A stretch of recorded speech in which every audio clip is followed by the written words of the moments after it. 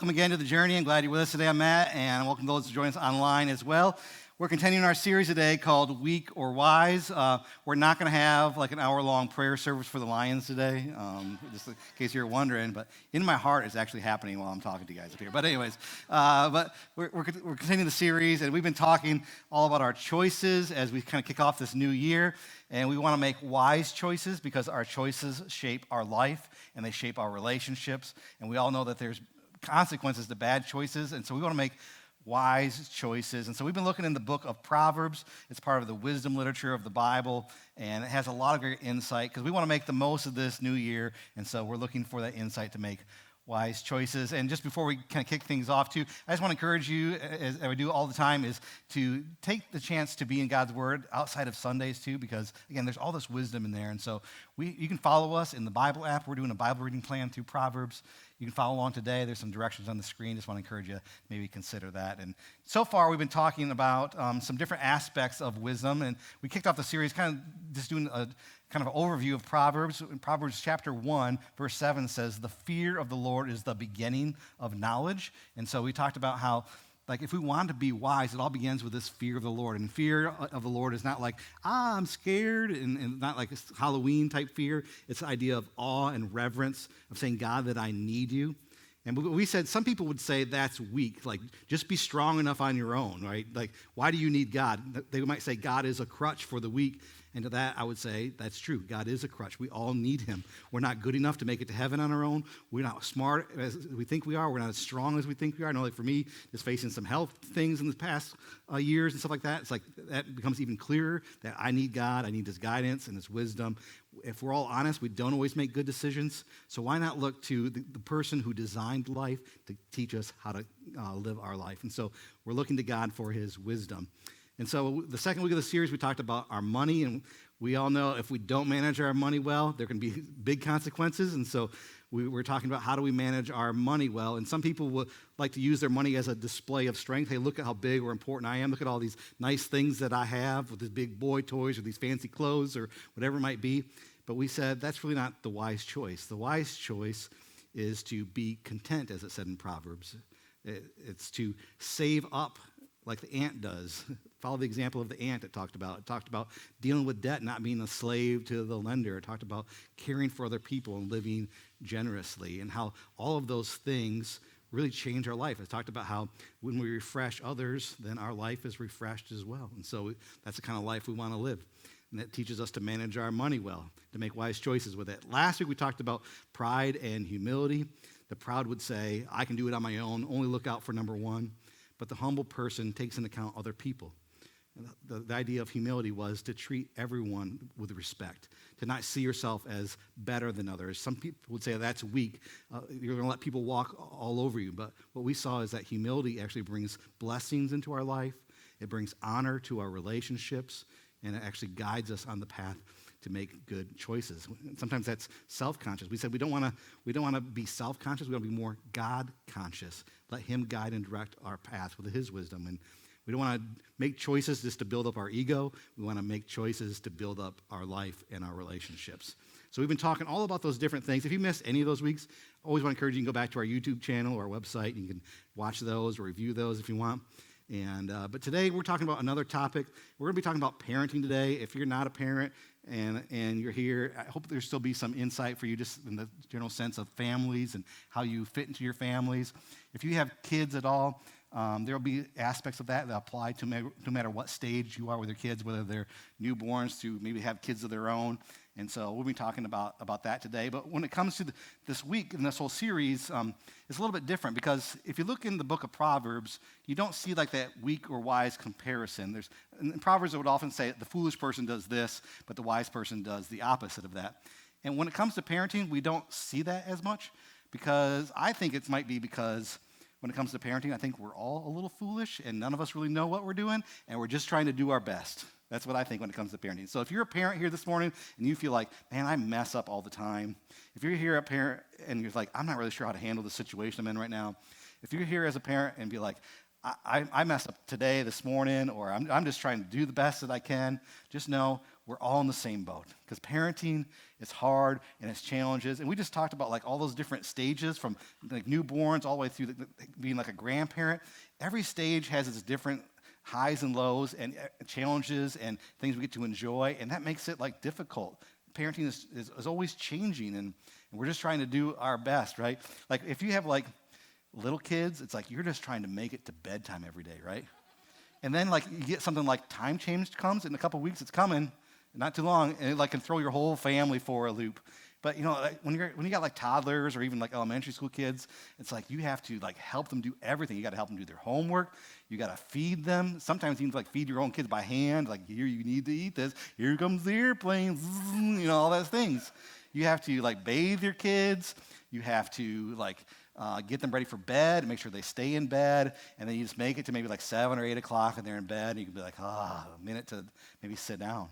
And you think, you just can't wait till your kids can do some of those things by yourself. But, and again, that is kind of nice as they get older. They can do some of those things by themselves, but then they have to like bathe themselves. You're like, you're not doing a very good job. You need to do a little bit of job at that, or like you don't have to do those things. They can maybe eat for themselves and take care of themselves in that way, but then they come and ask you for help with your homework, and you're like, I don't know how to do any of these things, because they're older and they could say, like, I'm not smart enough, and I don't remember any of those from my classes I took. I don't know. And so, so you get like those different maybe challenges or things that are easier, better. Like when they're little kids, you got to go to all their school parties and stuff like that, and take time off of work to be at all these parties, and there's like all kinds of stuff going on at school. But it's kind of nice because you get to know their teachers and their friends. Like when they get up into high school, it's like you don't have to do all those parties and things like that, but then you have no idea who their teachers are. Maybe you know them a little bit.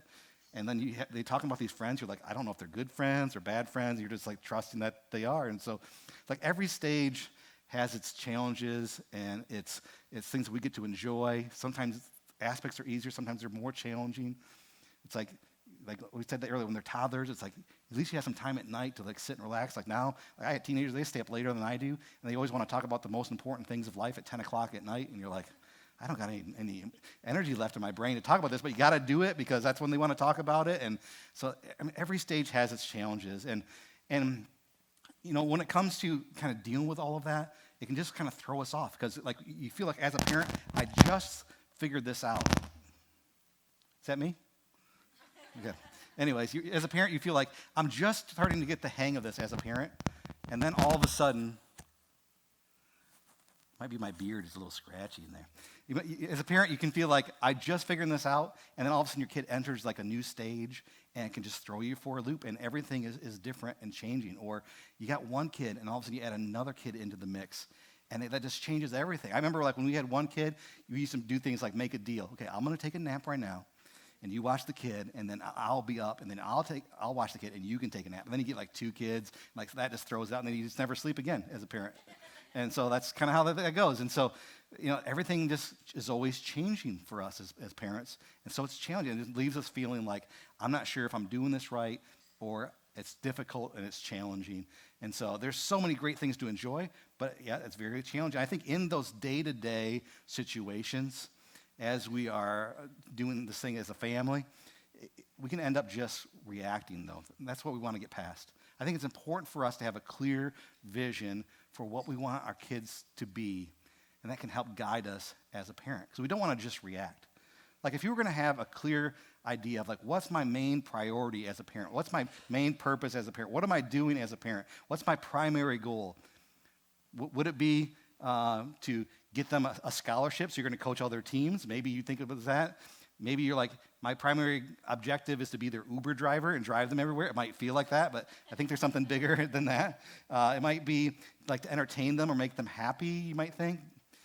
But, or I hear like some people say this a lot. Like, I just want my kids to have it better off than I had it, which seems like kind of nice to say. But what does that actually even mean? If that's our primary goal, what does that actually even mean? Does that mean I just want them to have more money or a nicer house than what we had? Because like we talked about that a couple weeks ago, like that doesn't really fulfill us. Like we should be content with what we have, and are we just teaching our kid to find their value in the things that they have? Or some people would say, I just want them to have it better off than I had it, and that sometimes means my family was dysfunctional, and so I'm going to just do things the opposite of what my parents did. And so they're trying to just do it that way. And, you know, oftentimes as a parent, we're just reacting. And it's either, like we just talked about, I'm going to do the exact opposite of what my parents did because that was a bad experience. But oftentimes it's just being a reflection of our parents and doing the exact same things they did, and we're just reacting. And as a parent, we don't want to just react. We want to make sure we are investing in our kids. We want to make an investment. So really see this in the book of Proverbs. So here's a verse, Proverbs chapter 22. It says this: "Start children off on the way they should go, and when they are old, they will not turn from it." Start children off on the way they should go, and when they are old, they will not turn from it. Now, one thing we said as we kicked off this whole series is that Proverbs are a little bit different than other parts of the Bible. Proverbs are probabilities. They're not promises of God. Now, this isn't saying if you just teach your kids the way they should go, they're going to make all the good decisions later on in life. This is a probability. Like, we want to invest in our kids, start them off in the way they should go, because in most cases, they're going to make good decisions in the future and stay on the right path.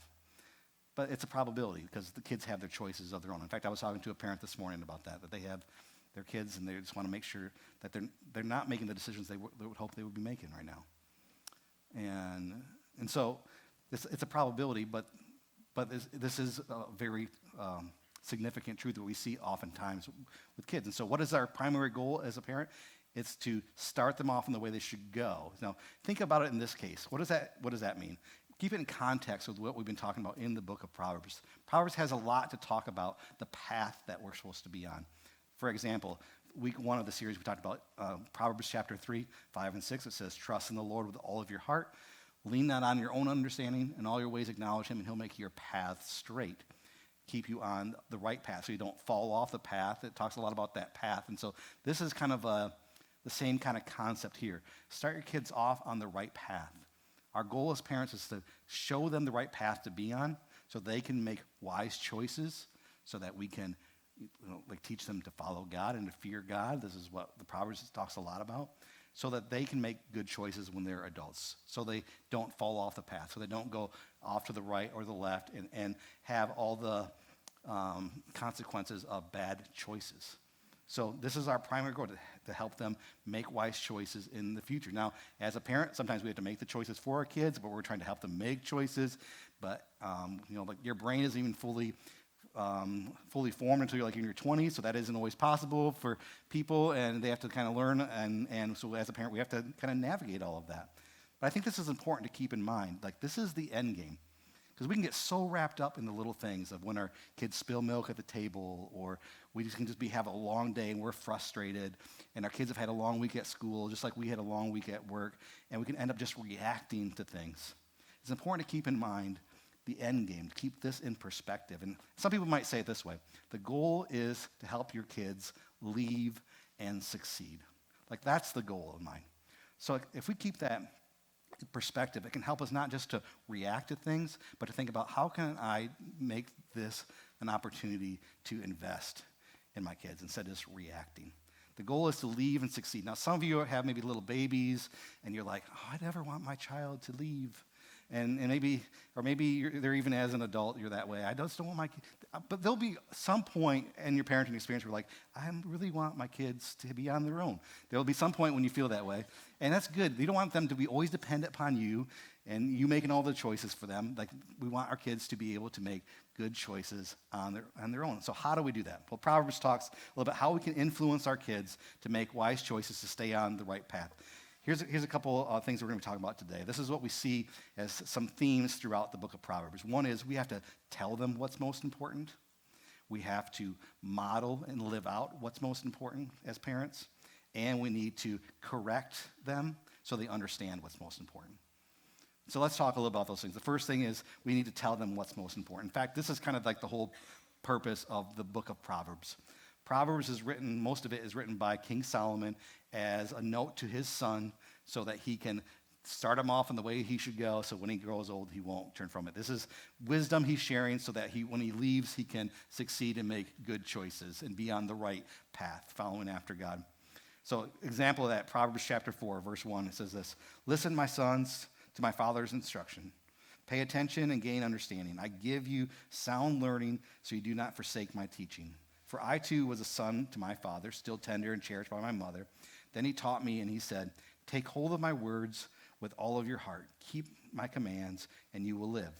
Get wisdom, get understanding, and do not forget my words or turn away from them.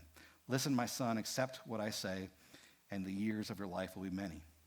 I instruct you in the ways of wisdom, and I lead you along the straight paths, that when you walk, your steps will not be hampered, that when you run, you won't stumble. Hold on to this instruction. Do not let it go. Guard it well, for it is your life. So this is an example. Here's Solomon. He's saying, listen, I have some important things I'm going to tell you. I want you to take hold of these things, to let them settle into your heart. And I'm going to share all this wisdom with you so that you will know which way to go. So he says, I'm going to tell you what's most important. Now, Solomon laid out in the book of Proverbs here almost 400 different proverbs.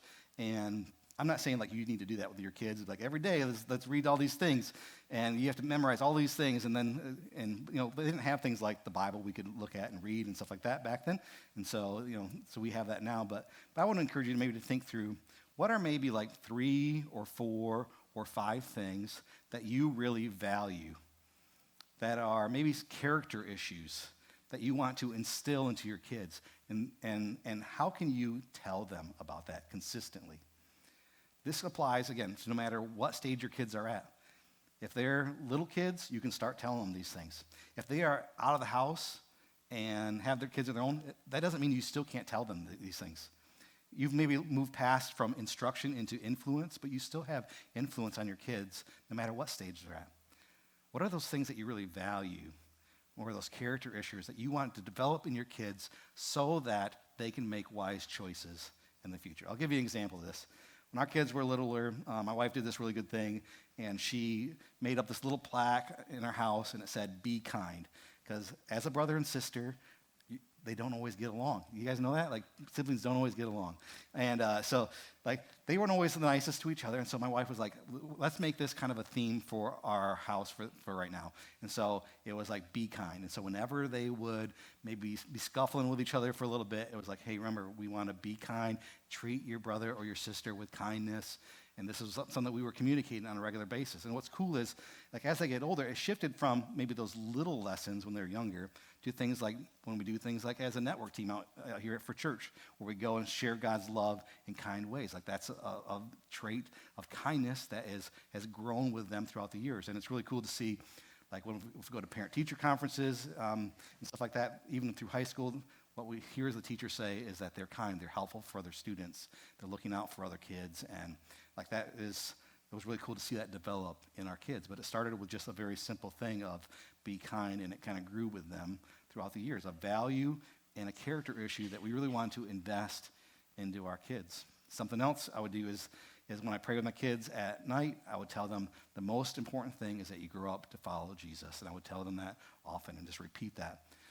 The most important thing is to grow up to follow Jesus. And if we don't tell them what's most important, how will they know? They might have to guess at what's most important. They might take other people's advice about what's most important. As a parent, we have to tell our kids what's most important. And not just like one time. We need to get to the point where they're like, I know, Dad. We want to get to that point, because then we actually know that they've heard us enough times where it might settle into their hearts. Because that's really the goal. The goal isn't just to tell them once. The goal is for them to take this wisdom and these values and these character issues and let them hold into their hearts and settle into their hearts, as we just read about in Proverbs 4. The next thing we need to do is to live it out, to model what's most important. Here's an example from Proverbs. It says this, Proverbs 20, verse 7. The righteous lead blameless lives. Blessed are their children after them. And now we're saying the people who are righteous, that means walking on the right path, like we've talked about that a little bit. If we make good decisions, if we stay on the right path with God, it says that our children will reap the benefits of that. And that might become from us as parents making wise choices, but part of that too is setting the example for our kids. And like we all know that, like what we do is a lot louder than what we say. Like we've heard things like that before. And this idea is probably like, yeah, I know. This is like a kind of a no-brainer thing. Like, I know I need to do that. But maybe the challenge for us to think about today is, how can I be more intentional about that as a parent? Again, this can be a good thing to think about no matter what stage your kids are at, whether they're in your home still, whether they're little or teenagers, or even if they're out of their house. How can I model this? How can I influence my kids in this way? and to live it out? How can I be intentional about them? It might mean like doing things like just sharing your own experiences. So say you're at work. Let's just use that kindness example again. You're at work and you have the opportunity to share kindness with someone, and you could just let that pass throughout the day, or you could be like around the dinner table with your family, or maybe later on at night when you're at home, and just say, hey, a really cool thing happened at work today. I was able to do this thing or that thing. It's just a way, maybe they didn't see you do it, but yet you're being intentional to say, like, I'm living this out as well. Or even like when it comes to like even our faith. Like it's kind of hard to like read your Bible around your kids because they're always asking you questions or whatever, but maybe it's reading the Bible with your kids or praying together as a family.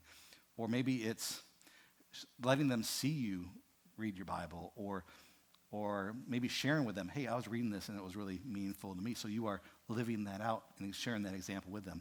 Or even just bringing your kids along with you to church. I know like it's not like there comes points when their kids maybe don't want to do that or they're busy with their own things. But what statistics even show is that if you make your kids come with you to church, they're more likely to stick with their faith in the long run. So it's something to consider, because what there are is they're sitting here next to you and they're hearing the same things, and they see you take it in and you're modeling that. So what do I need to tell my kids? What are those values and what are those characteristics, maybe 3, 4, 5 things that I need to tell them consistently, and how can I be more intentional about living that out? The last thing we see is this idea of correction and discipline. And I'm going to share some verses on this end, and this is probably a little more challenging as a parent to kind of navigate. And as we see in these, we're going to share some verses, and it's going to talk about the rod, and I don't want to get stuck on that. It's going to talk about like basically like punishing your kids with the rod. And maybe you're like a newer parent, and you're like, I would never spank my kid. That's fine. This is not about the spanking or not spanking at all. I know like for me, there's many times I had to go get the belt or the wooden spoon. I remember many times going to the principal's office in elementary school and getting the paddle, and I needed it. I was a bad kid. Anyways, that's a different story. But this is not, like the Bible's not condoning like spanking or not spanking. This is all about discipline and correction. So I don't want you to get stuck on that. But look at this verse with me. It says this in Proverbs chapter 23. It says, don't withhold discipline from a child. If you punish them with a rod, they won't die. Punish them with a rod and save them from death. Again, don't get stuck on the whole rod thing, because it really doesn't matter. Like I thought that was an interesting line. If you punish them with a rod, they won't die. So don't get stuck on that. But I think if you just read it, if you punish them, just in general, they won't die. Because even whether you spank or not, they're going to act like it's the end of the world, right? If you take away their phone, you send them to the room, whatever it might be, they're going to act like they're dying. It's the end of the world. If they're a toddler, they're going to have a tantrum. They're going to be yelling and screaming, all those things. So they're going to act like it's the end of the world no matter what punishment you choose. But this is not about the punishment. Discipline and correction shouldn't be about the punishment ever. It's not about what you choose to do as the punishment. It's about the correction, correcting the choices, correcting the behavior, helping them understand what's most important. And what it says here is if you punish them with a rod, you'll save them from death. What it's saying is if you don't correct your kid, if you don't discipline them, that you're really sending them on a path towards destruction of bad choices that can blow up their life. We see something similar in Proverbs 13. It says this, whoever spares the rod, again, don't get stuck on that, whoever spares maybe discipline or correction hates their child. But the one who loves their child is careful to discipline them. I think that's very interesting because when we're in those moments, it's so challenging. And maybe we feel like as a parent, we don't like that whole discipline and correction and punishment stuff. We know our kids don't like it, and it's hard to navigate. But what it's saying is if we don't do that, we don't really even love our kids. And the interesting thing is, again, if you look at psychological studies, you'll see that kids who actually get correction and discipline actually feel more loved by their parents. Because they feel like my parent actually cares what I do. They actually want me to be better. But we got to handle that right. Because that's what it says at the end of that. I think that's such an interesting part at the very end of that verse. It says, whoever loves their children is careful in disciplining them. That's what we have to be, right? Careful in disciplining them. Not just reacting, not just choosing a punishment and just doing that. we have to be careful in our correction so that we can do it in a way that helps them correct their choices and their behavior and stay on the right path. That's not always easy. I know as a parent, like I mess this up all the time because like you end up just because you're tired, like we talked about earlier, and you're just reacting, or the kids do something mad, they make you really mad, and you just respond out of the anger. Like I've messed it up. And there's a lot of good things you can learn to do, like maybe send your kids to their room and say, we're going to talk about this in a little bit, or like holding off on punishing them, like things like that. You can learn a lot of great things from parenting books and stuff like that, techniques. But I think the clear thing is we don't want to just punish for the sake of punishment. We want to correct those choices and that behavior, because it says like this in Proverbs 29:17. If we discipline our child, they'll give you peace, and they will bring you the delights in your desire. Like our desire is for our kids to succeed in life, to learn the way they should go so they won't stray from it when they're old. Like that's what delights a parent, is to see our kids successful down the road. And so we have to discipline them to help them understand what's most important. Proverbs 19 says, discipline your child, for in that there is hope. Don't be a willing party to their death. Again, we see that same concept in that other verse. Like, if we're not willing to discipline and correct our kids, we're actually helping them make poor choices.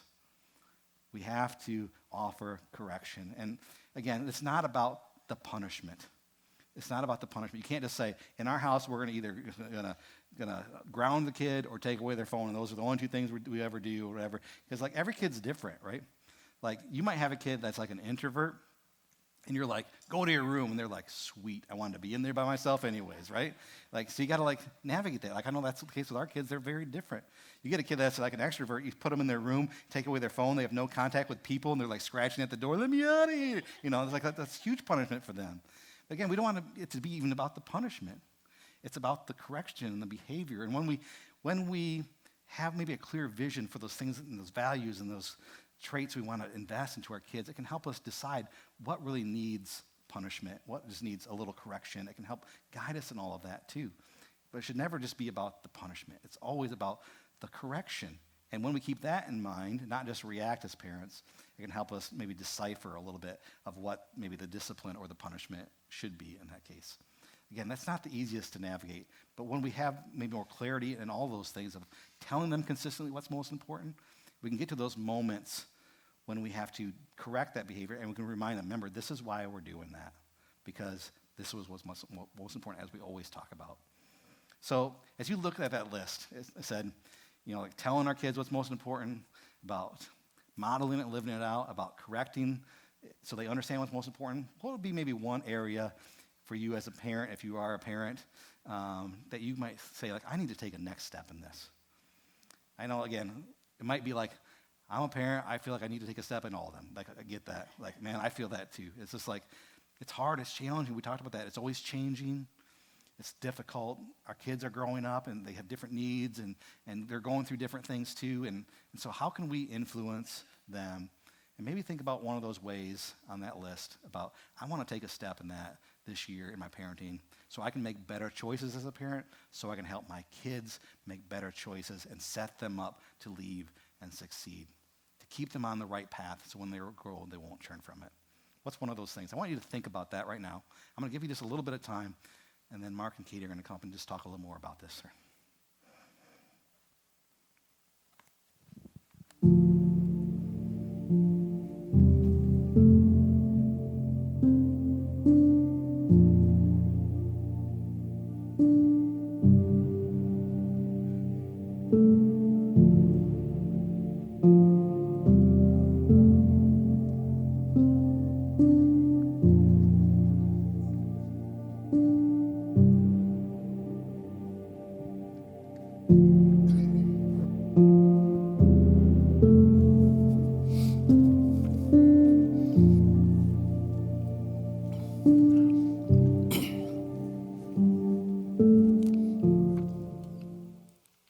Well, I hope that 45 seconds was helpful to resolve all of your parenting issues, and we're good to go now, Plenty right? of time. Plenty of time.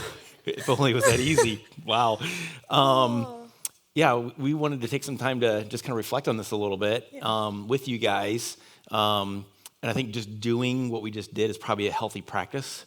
I'm going to talk about that in just a little bit. But one thing I was thinking about when it comes to this idea of correcting and giving discipline in our kids is that we got to remember that, like, as our kids get older, like, they've never been a 4-year-old before. They've never been a 7-year-old or a 11-year-old or a 16-year-old before. That's a new season for them. And so they're trying to figure that out. They're trying to navigate what are good and bad choices and how am I supposed to react and interact. So giving them a little grace, like, oh, they've never done this before, can help navigate what that correction is. But the other thing I talk about this when we talk about correction or discipline is I remember when our kids were little, what we were taught, or a class we took, was like, go for the heart change. Mm-hmm. Because from your heart comes these choices and these attitudes, like what's going on in the heart, and help them discover what that is. And actually, that's the correction we want to make. And so, like Matt said, every kid is different. Like we had, one was like, yeah, I'm in the room, I'm fine, I don't need you guys. The other one was like, cut off my right arm, but don't put me in the room by myself. Like, take an arm, take a limb, I don't care, but don't put me in there by myself. And the one that wanted to be in his room by himself, like, well, he wrote sentences, and he hated that, right? But it was effective at helping with the heart change. Yeah, so when you're focusing on the heart change, that helps you determine what the punishment would be best for that child. Kid.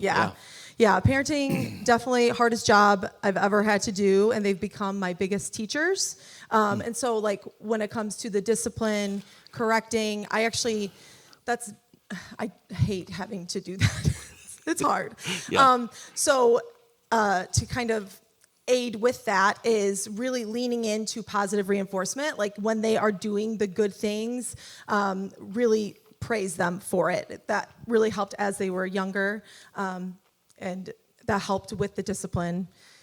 But man, I tell you, it's hard. Mm-hmm. Parenting is so hard. And then when you think about modeling what's important, I've seen this play out for me recently in the last couple months with my kids. They're 11 and 9, and something that I have learned to do as a parent that wasn't really modeled for me necessarily was apologizing when I react in a harsh way, because I really want to respond to my kids appropriately versus just emotionally reacting, and I do not get it right. Actually, most of the time I don't. So I usually come back and we'll talk to my kids like, I did not respond the way I wanted to. I'm really sorry, that came off really harsh, and then I'll explain further. I hate doing that, admitting when I'm wrong. It's really hard. I hate it. I've tried to model that for them, and I've seen it play out for me. So like, my 11-year-old, he has reacted in some harsh ways, just like he's been modeled by his mother. But he'll come back to me and be like, Mom, I'm sorry that I yelled at you like that. Oh, yeah. Thanks, buddy. Yeah. And then it opens up a conversation with us. So that's been really cool. How about you? How have you modeled? Part of the modeling, what comes to mind, I remember just thinking like, we wouldn't teach them, but it's also not just what's taught, it's what's caught. Like not just tell them what's right and wrong, but like, catch it from us because we're modeling it. And a few examples that I remember about that was more like money, for example. Like we want to be generous. So when we would like give to the church or other places, we're like, hey, we wanted to do that with them or ask them to be a part of it, or maybe not spending more money than you have, and like kind of living that out in front of them. So we're modeling that with them. We also talked about like you don't have to spend a lot of money to have a good time or go to elaborate places, even though other people are. It's like, so we had this little phrase like, let's make the ordinary extraordinary. Mm-hmm. Like just the little things in life, make them a bigger deal. Yeah. Make them more exciting and fun. Like if you have dinner at night together, usually sit at the table, what if you build a fort and had dinner in the fort? Like for a little kid, that was a fun thing. Or we would go for like bike rides or whatever. When they're a little older, we made it into like a spy mission thing for the boy. Like it was kind of like let's make it a little more exciting and ordinary. You didn't have to spend a lot of money to do that. We're trying to model that for them. So good. A couple other thoughts on that was we had one of our kids really struggled with responding to adults for a while, and it was kind of like an adult would ask him like at church or something, say, hey, how's basketball going? And he would like look down and like run away. And it was like, okay, that is like, you're not respecting that person. You're not being kind, and you're actually being mean to them. And so like wanted to tell them, but we had to model it. Like we were like, okay, let's practice. So they ask you this question, what's something you could say? How can you look them in the eye and respond? So we had to like show them and model them. Those are just a few examples that I remember of like, it takes time to find out what is going on and then work at modeling it with them. That kind of goes into what I was thinking of too, like with parenting, I've kind of looked at it as a role of like coaching. I coach sports, and so that's kind of a way, like what you were doing with your kid, like teaching them how to look at the adult Right. and respond, coaching them through situations, and it's just so important to be mentally, spiritually well yourself, to be able to do that, to be aware enough to catch those teachable, coachable moments, and really, I think just the most important thing is just like treating your kid like they're a human, and like you can learn so much from them too. Like I was always told kind of like, well, I said what I said and just go do it. Well, and I would want to know why, like tell me why.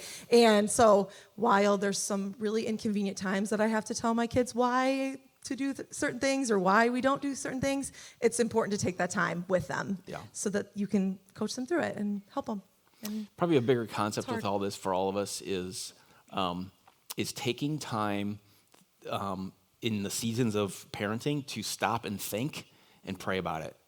And that may need to happen like every few months, like because there's so much like life is fast and we just kind of wake up, we do our stuff, and all day long we go to bed and we just repeat it, and we're kind of like reacting. But taking time to evaluate what's happening with my kids, what season are they in, because even like a 2-year-old to 2.5-year-old, that's a Huge big jump. difference in age. Yeah. So you might have to adjust what you do or what's going on with them and all those areas. So take time for that. Give yourself, as a parent, permission, grace. Like, I need to stop and just think about this for a while.